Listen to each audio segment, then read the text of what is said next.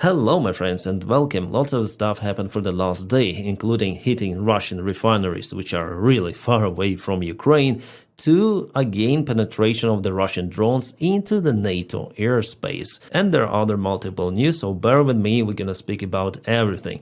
But let's start from this one. This is Ufa city, which is 1,400 kilometers away from Ukrainian border. It is roughly 900 miles. As you see, the local refinery facility was damaged by something, and that something is the long-range Ukrainian drone. Let's watch this video.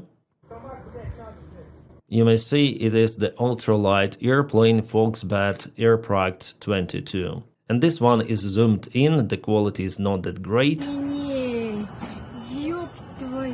Sadly, I cannot show you the kaboom itself on YouTube, maybe just as an image here. Yeah, that was the strike. So every freaking day there are losses for the Russian oil refinery capabilities. Ukraine nails it very hard. Moreover, it intensifies the strikes on the most sensitive facilities because Ufa in particular was crucial. Yeah, I just found this image in internet, but it is like that. So most people live in Moscow and around Moscow plus St. Petersburg and around. Yeah, this map is a little upside down, so there is north, there is south, there is west, and here is east.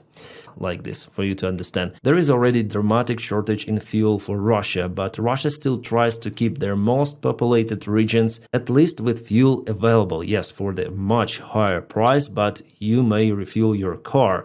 Here on the far east and behind Ural Mountains or in Caucasus part, occupied regions of Ukraine as well, you can barely find some fuel. Yeah, diesel is still available, but classical benzene just occasionally. And this Ufa refinery was located somewhere there in Tatarstan Republic. I hope one day it gains its independence. So that refinery was used for this region to supply fuel in the central part and far east. Now it is unserviceable. And yes, again it tells us that Russia is not as big as it appears on the map from the population perspective, which is mostly concentrated in the European part of Russia. European and a little bit Asian part behind Urals, but here rarely someone lives, almost no one, yeah? The same picture is actually applied for China as well, because the vast part of the country is just deserted. I think that's why maybe in some future perspective China would need some of the Russian lands.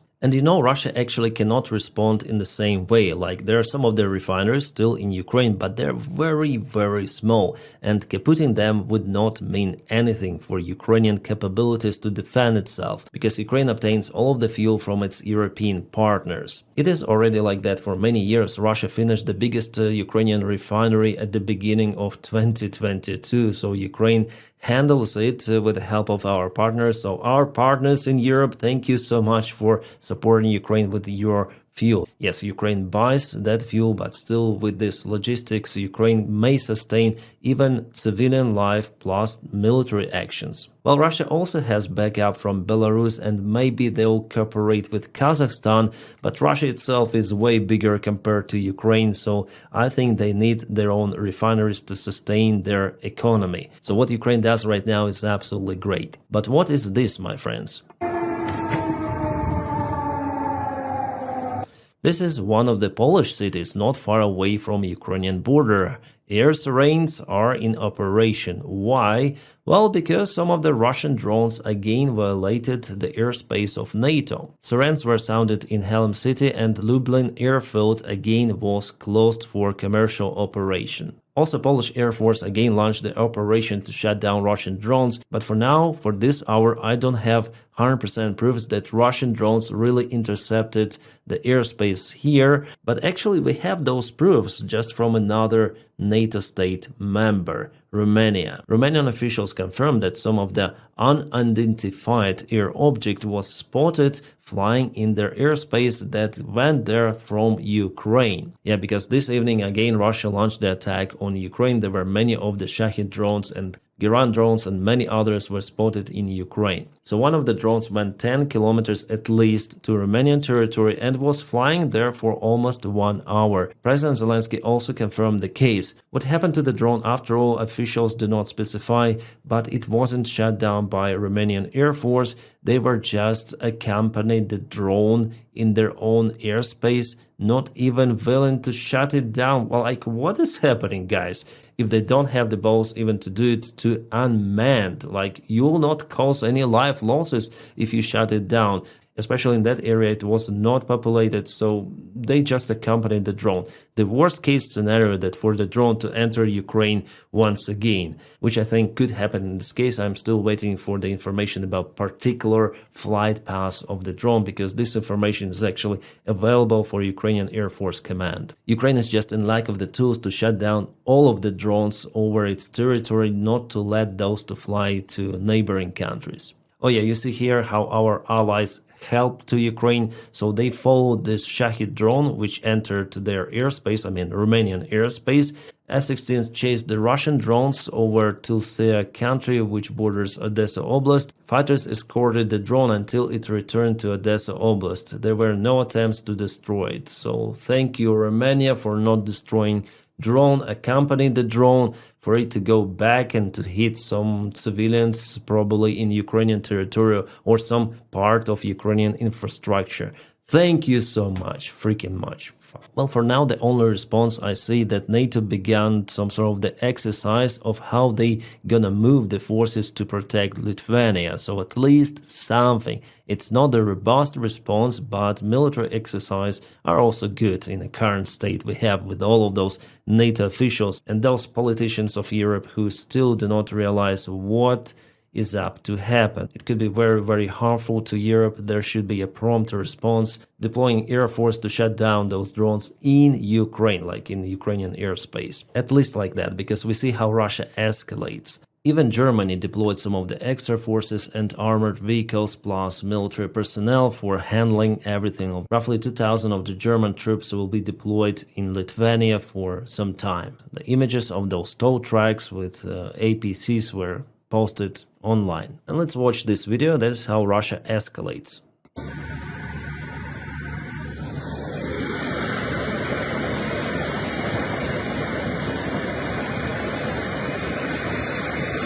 So several of the missiles were put just at the public highway road in Kaliningrad Oblast. This is the Iskander missile. Alleged range of it is 550 kilometers. At least, it is what Russia says for you to believe, but in fact, it could fly for larger distance. It's already proven by Ukraine. But even if we take the standard distance, you may see that it almost fully covers Poland, fully covers Lithuania, Latvia, partially Estonia, partially Sweden, and if needed, part of Germany. Also the Baltic Sea with several of the islands there. So the video with the Russian Iskander ballistic missiles was published not just like that. It's not the casual video, no, it was filmed for purpose, to appear in the press and social media, showing that Russia is getting ready for escalation. And believe me, there is nothing really out there which might shut down potentially those ballistic missiles. Yeah, Patriot systems with only PAC-3 type of the missiles, but how effectively they could be used at the proper time, and whether those NATO countries really await for this kind of the attack, or as they call provocation from Russia.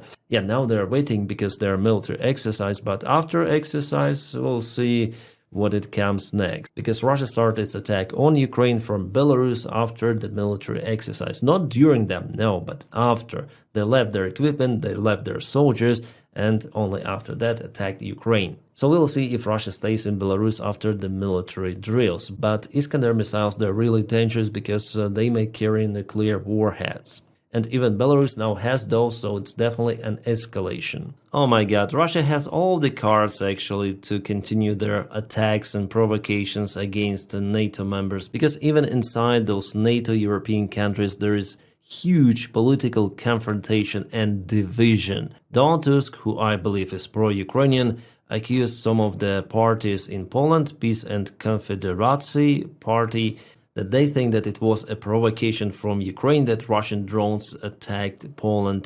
It happened on 10th of September, so 3 days ago. And yeah, definitely I read some of the comments on Twitter saying that Ukraine launched their drones to Poland or somehow deflected the trajectory of the Russian drone. So Ukraine is guilty. Well, with this attitude and this division, even inside those countries, you understand that Russia definitely may escalate. Because if you split from inside, if you split between each other, I mean European Union countries and NATO in general, yeah, how can you potentially defend yourself? It's not possible. I see autocracies unite, not democracies, unfortunately, for now. And yes, I want to say about the United States of America, the biggest military of NATO and in the world, with national division out there because of MAGA in power.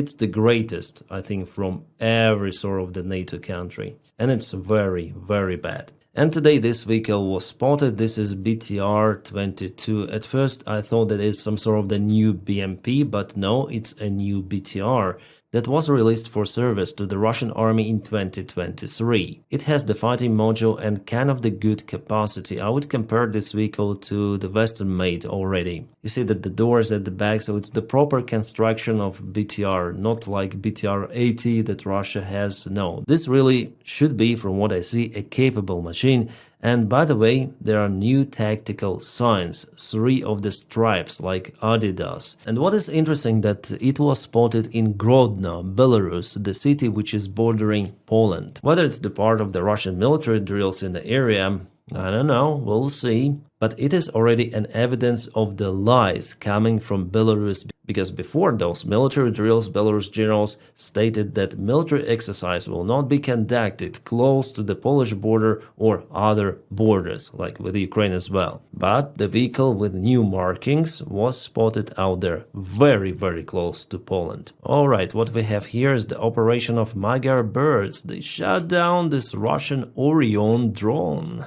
Orion is the analog of the Turkish-made Bayraktar TB2. Well, at least characteristics, as Russia claims, are mostly the same. Well, Russia started to produce lots of the drones, however, sometimes Ukraine may hunt those down, like it happened over here. This is the drone, you might see it is quite big and it may also carry some of the munition missiles. But in many of the cases, it has been used as the surveillance drone. So Ukraine now has the capabilities to shut down Russian drones using drones, not the air defense systems, no. And our Polish colleagues, they were interested to gain this experience, and the Ukrainian side asked them to go to Ukraine and practice, theory, practice to shut down Russian Shahids, but Polish side for now says no, you Ukrainians, you go to Poland to teach us. Well, at first our drone operators, they're kind of busy to shut down drones over Ukrainian skies, and how can you gain the practice not shutting down Russian drones? Because Russian drones, for now, they're not flying over Poland every day. So why they are refusing to go to Ukraine for the training, which is needed for their own protection, for me it's mystery. Well, maybe I know the answer. They're afraid to escalate, sending their soldiers even for this mission to Ukraine. Yeah, sorry guys if I criticize or tell some not optimistic things, but I tell what I think personally based on previous war experiences and the current war which is ongoing in Ukraine, and knowing the rhetorics of the Russian side that they are willing to escalate. Honestly guys, for now I see just weak reaction, sadly. That's why it's important to highlight and speak about it. Alright, now let's go to the front lines for a while, because we have some of the update coming from Kupiansk city. There Russia gained some more territories. For example, they went to Kindrashivka. It was yesterday, it is today. This was possible because they used the tube operation that at this time, I may admit, was successful for the Russian side. So they landed their forces without being hit by drones in Radkivka, and now they expand. Their expansion actually is vivid now even in Kupiansk city itself. I think I need to switch for the satellite image. Yeah, several blocks of the city are under the Russian control. You may see the gray area expansion as well. They're moving to the main part of Kupiansk. Ukrainian defenders try to secure perimeter, but definitely it was the mistake of Ukrainian command once again in this defense, because Russians several times before conducted those tube operations, so Ukrainian military command should have already knew about the case. And there are definitely some of the tubes near Kupiansk. I guess now I understand why Russia wants to supply their gas elsewhere to China, to Europe, because that is the way out how they may send even their forces. Plus, the deep state military map source tells about the movement of the Russian forces near Stepovo-Novoselivka, so it was yesterday, it is today. They expanded just the gray area, but nevertheless there was the movement. As for the Pokrovsk operation, I don't have the latest update of this military map, but it seems like the situation is getting better for Ukrainian defenders, and Russia still hesitates to start its massive attack which they planned for this autumn. Well, here different sources say different things. I'll wait just a little to show you the real picture. Some say that Russians were already encircled in Fedorivka as well, but I don't have really proofs of that. And Russia also moves in Velika Novosilka direction. For the last couple of days, they advanced, taking the ground, even entering some of the villages and again establishing the control over part of Novoselivka, where before they were kicked out by Ukrainian armed forces. I would say that this direction is the weakest for Ukrainian defense. And this part, which Putin wants to gain just like that, for Ukraine to give up those territories as exchange for so-called ceasefire, well, the defense here is the strongest for Ukraine. That's why it's absolutely not the way out for Ukraine to just give those territories to Russia, because Russia will not stop there. So the front lines are moving, but it's not too much compared to what it was several weeks ago. And we are still braced for the major strike of Russia. I guess it will happen in Pokrovsk or Konstantinovka. Well, we're gonna see, because Russia concentrated lots of the forces there. To some of the political stories, many media sources published the stuff that Donald Trump is looking to apply sanctions on Russia after all. Well, and Donald Trump himself posted something really big here relative to the war in Ukraine, Russia, NATO, or whatever. A letter sent by President Donald Trump. So letter, or it's the social media post, and why he continued to speak from the third person perspective. So anyways, I'm ready to do major sanctions on Russia. Wow! But here is the small condition. Then all of the NATO nations have agreed and started to do the same thing. And then all NATO nations stop buying oil from Russia. So this condition is already pretty much unrealistic, at least in a close-by perspective, while Donald Trump is a president of the United States of America. Because Europe will continue to purchase Russian fossil fuels till 2027, they say, but I think a little bit further till 2028, the time for next elections, right? And who is buying Russian oil the most? Obviously, Trump's friend Orban. And just to recall, in his personal letter to Orban, Donald Trump condemned Ukrainian strikes on Russian pipeline, Druzhba pipeline, which is used to supply oil not just for Hungary but also to Belarus. So because of this condition, he will never apply sanctions on Russia. It is understandable already. So I'm ready to go, then you are. United States is independent from purchasing of the Russian oil, so Donald Trump here uses the excuse, so dependence of Europe on fossil fuels, because Europe itself has not enough oil to supply its economy. That's why it purchases oil also from United States of America, and gas as well, and also from Russia. Europe was dependent on Russian gas and oil for a very, very long time. It was the policy which made Europe more dependent on Russia, and now it takes time to get rid of this needle of the Russian oil. And also it made Russian regime powerful after all. So from one side, Donald Trump says that it's bad that you continue to purchase that stuff from Russia. Now, I agree here, it's bad, but he puts it as the condition to apply sanctions on Russia, which makes it impossible. And also he has one more condition, plus NATO as group placing 50%, 100% tariffs on China to be fully withdrawn after the war with Russia and Ukraine is ended. It's kind of the interesting name of this war. Some people say war in Ukraine, war of Russia against Ukraine, but war with Russia and Ukraine.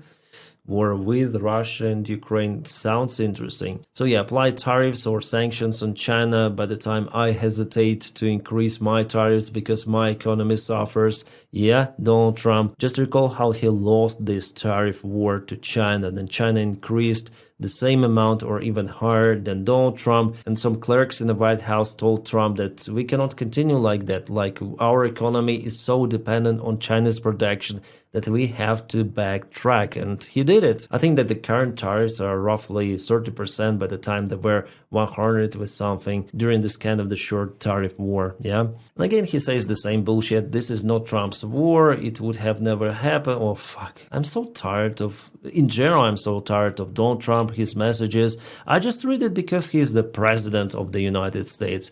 An idiot president, a really incompetent buffoon, and he continued to say that it's Biden's and Zelensky's war. So Zelensky started the war, it seems like, together with Biden. Yeah, no Putin is mentioned here, just Biden and Zelensky, Trump, MAGA, and all of those people who support this idiot. So this social media post says that I will not apply sanctions on Russia despite Russian escalation, and I continue to blame the previous administration because I simply do not like them and I don't like Zelensky, so I blame Ukraine. But Putin is my fellow, Putin is my friend. So what should be my attitude to MAGA and Donny? Well, I already told you, right? Yeah, the war will continue, absolutely, and it not only continue, but as I said to you, it will expand or escalate.